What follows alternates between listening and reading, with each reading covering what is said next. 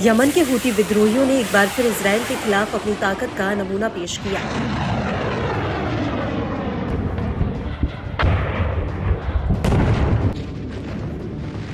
Houthi लड़ाकों ने अपनी खतरनाक बैलिस्टिक मिसाइल को सेंट्रल इजरायल पर दाग दिया। यमन से छोड़ी गई इस मिसाइल से इजरायल में जबरदस्त खलबली मच गई।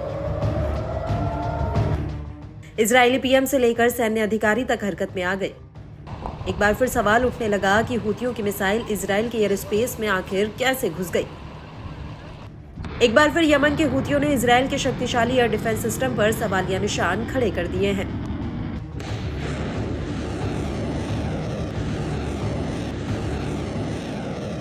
इजरायली सेना ने बताया कि यमन से दागी गई सतह से सतह पर मार करने वाली मिसाइल ने मध्य इजरायल पर हमला किया, जो कि एक खाली इलाके में जा गिरी, जिससे कोई हताहत नहीं हुआ है।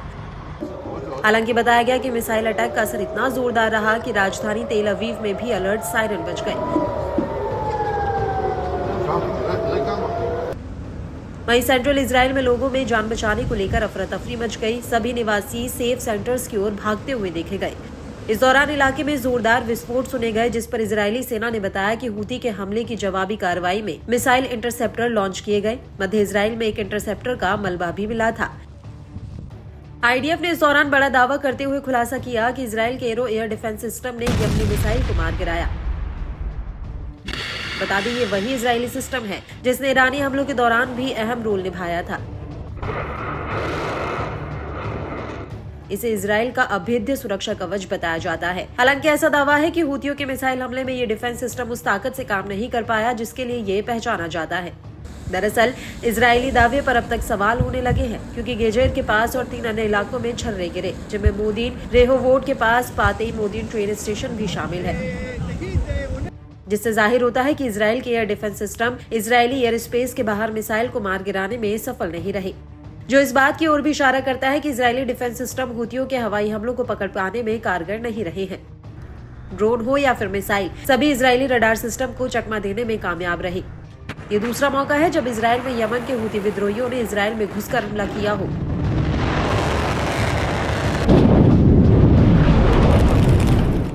इससे पहले हूतियों ने अपने ड्रोन से इजरायली राजधानी तेल अवीव को दहलाया था, जहां एक शख्स की जान चली गई थी, जबकि कई लोग घायल हुए थे।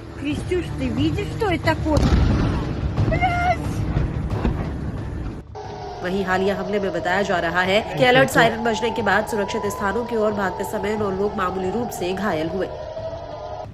बताया जाता है कि ईरानी हमले के दौरान एयरजो सिस्टम ने 200 से ज्यादा मिसाइल और ड्रोनों को इजरायल के आसमान तक नहीं आने दिया था। एरो डिफेंस सिस्टम ऊपरी वायुमंडल में काम करता है।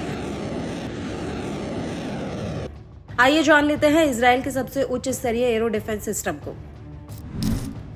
यह इजरायल की ओर किसी भी तरफ से आने वाली मिसाइलों को भी मार सकता है। साथ ही 200 किलोमीटर से अधिक दूरी वाली बैलिस्टिक मिसाइलों को रोकने में भी कारगर है। इसकी खूबी यह है कि यह बैलिस्टिक मिसाइलों को वायुमंडल के बाहर भी मार सकता है।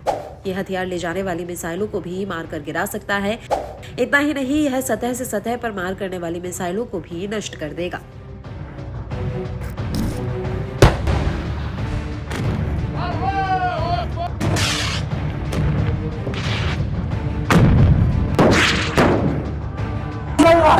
دورة التدريب